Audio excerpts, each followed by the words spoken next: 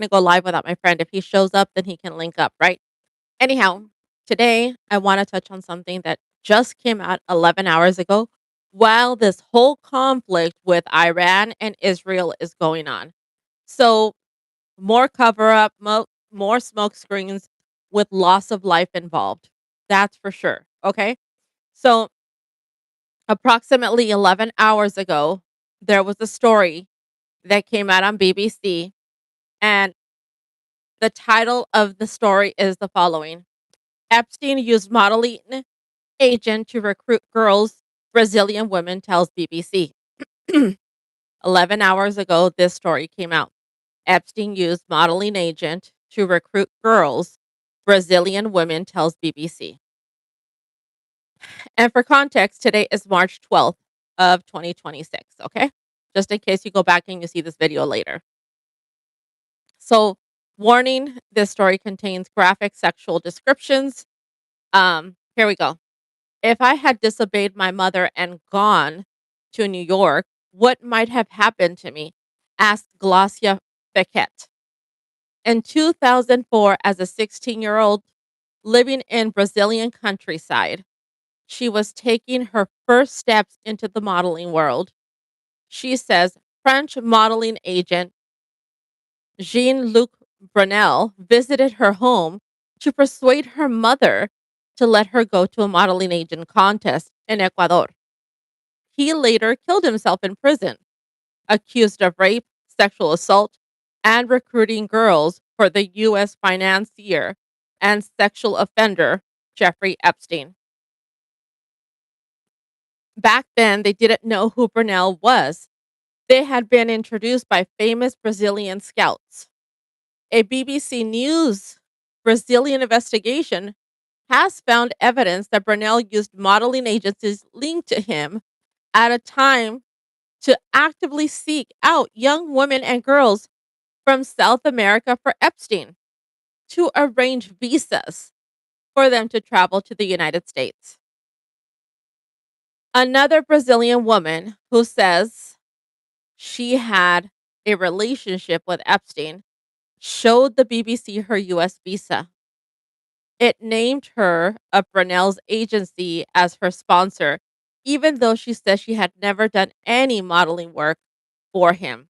And the travel documents were arranged solely so that she could visit Epstein.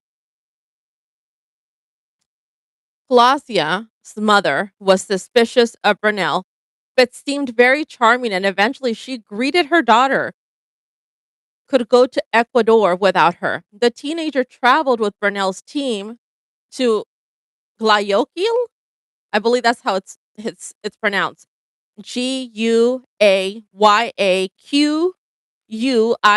for the modeling of new generation competitions.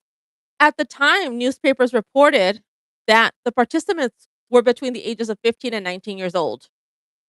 Glaucia says the competition passed without any major problems, although she grew suspicious when she was not allowed to contact her family. Another contestant from Western Europe, who was 16 years old at the time, remembers how Brunel's behavior struck her as odd. She asked not to be named so we are referring to her as Laura. This is the story out of BBC, and it's talking about how they've recruited girls out of an agency specifically for trafficking. So this is what we're talking about right now, okay? So it was weird how he behaved and was always hanging out with the young Brazilian girls. He was behaving like a clown and hanging out with the quiet young girls, she says. Laura believes that while the competition was legit and well organized, he knew exactly which girls were vulnerable. He seemed to control their finances, she says. The girls from Brazil and East European countries seemed to be the prime target. Glaucia says that towards the end of the trip, Brunel offered to fly her to New York to take part in shows with expenses paid. At the point, they had to contact her mother, Barbara, for permission. Barbara's response: no, not a chance. We're only looking for children minors, Barbara says. Unfortunately, they found my daughter. What? They were only looking for children minors, Barbara says. Unfortunately, they found her daughter. She forbade Glosia from any more involvement in the modeling and cut ties with Brunel's network. She forbade Glosia from any more involvement in the modeling or cut ties with Brunel's network. It was really a narrow escape, says Glosia. In the files released by the US government, BBC News Brazil found records showing that Epstein was in Glaucoi on the 24th and 25th of August in 2004. At the same time, at the same time as the final of the modeling competition, we also saw documents indicating that at least one model under 16 who attended the event flew on Epstein's plane at least twice that same year. Glacius says that looking back without knowing it, I was in the middle of the storm. My mother saved me. This is a story that you can find on the BBC. This is incredible. He chose me, another Brazilian woman who we are calling Anna to protect her identity, says that Burnell and his modeling business were instrumental in facilitating her relationship with Epstein. Anna was initially recruited by the Brazilian woman in 2000 in Sao Paulo. Anna's account, corroborated by documents reviewed by the BBC and cross-checked against U.S. Department Justice records, show that Burnell helped arrange the U.S. visas for Brazilians. Anna says she left her hometown in Brazil after being promised modeling opportunities in Sao Paulo by a woman who was based there. She says that on arrival, the woman took her documents and told her she now owed money for the travel and photos. Anna says she soon realized there was no modeling work. She was a madam. Before I knew it, she was pimping me out. One of the clients was Jeffrey Epstein, says Anna. She describes how a few weeks after her 18th birthday, the woman took her to the home of a prominent businessman in Sao Paulo. There, she says, she heard him describe Epstein as the king of the world and says he likes younger girls. A few days later, she says she and other women were sent to luxury hotels in Sao Paulo, where Epstein would choose one of them. He chose me, she says. Anna says she went to the room with Epstein, where they asked her to remove her clothes. His thing was watching me like while he touched me himself. It was disgusting. But all evils, the lesser one, she says. The U.S. Department of U.S. Justice, including emails and flight records, Epstein in Brazil at the time. She says he invited her to a party in the city a few days later, which is where she first met Burnell. The modeling agent soon became instrumental in arranging U.S. visas for her. She adds that during the party, Epstein told her that he was going to Paris the next day and that he had already arranged for her to go with him. The visa route. Describing the trip to France, she says, Epstein, would give her $300. I would go out for a walk and give him the change, I'm sorry. But he would tell me to keep the money. He would test me and leave money in the room. And then I would give it back to him and he would say I could keep it.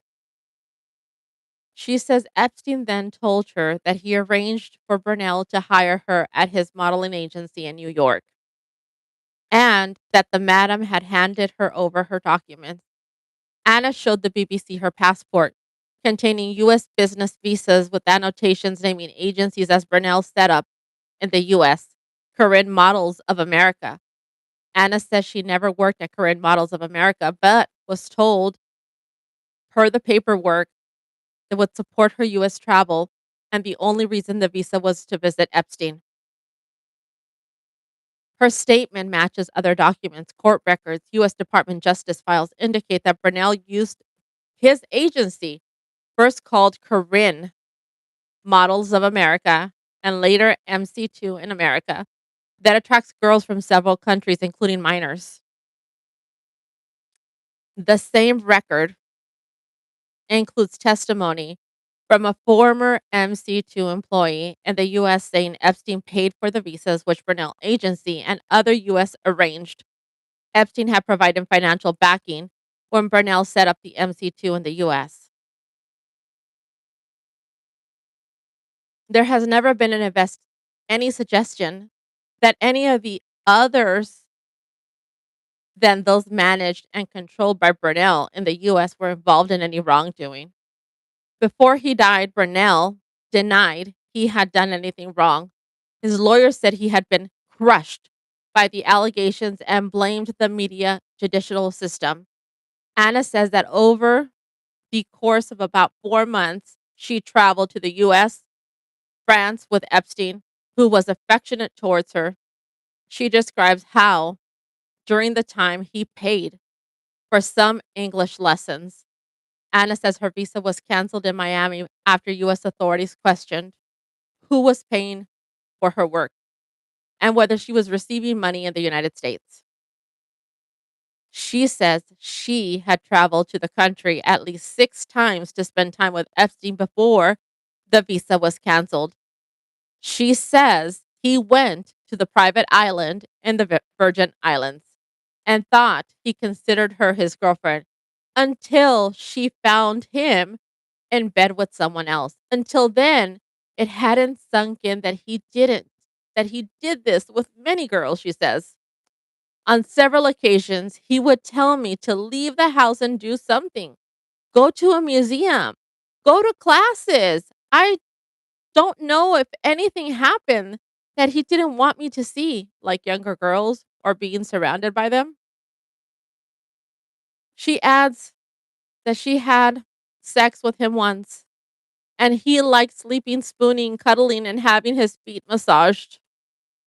She says Epstein once told her that Burnell had asked to sleep with her, but that he refused, saying, I didn't let him because you're mine. Anna says she didn't know whether to feel grateful or more terrified, or after that, she felt Burnell was like a wolf looking at a lamb, always with devouring eyes, both for other girls and me. Anna says that the first meeting at the hotel and the trip to Paris, there was an agreement that Epstein would pay the Brazilian madam $10,000 in cash. She says Epstein paid only part of the amount, that she overheard the phone calls in which the woman pressured him to pay the remainder.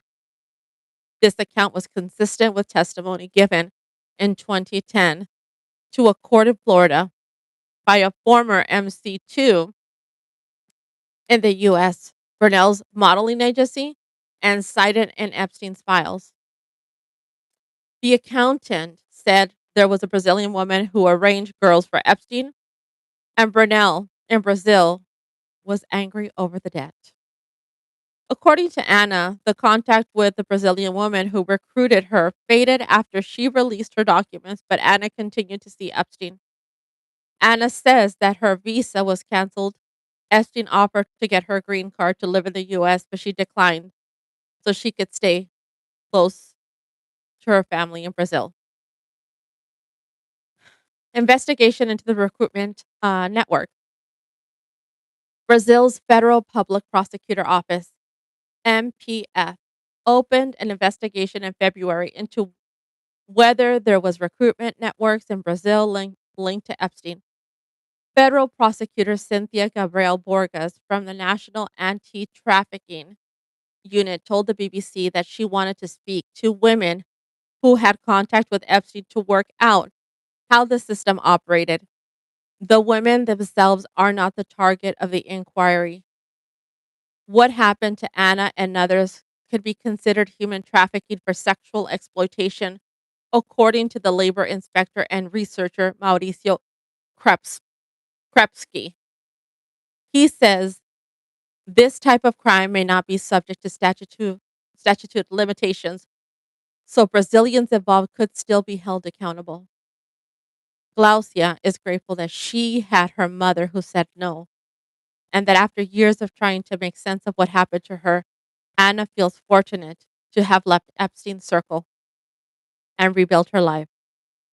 I think I was lucky, but I feel for the women, all the other women, she says. If you or someone you know has been affected by this issue raised in this story, details of the organizations offering information and support are available at the BBC Action Line. Thank you for your time.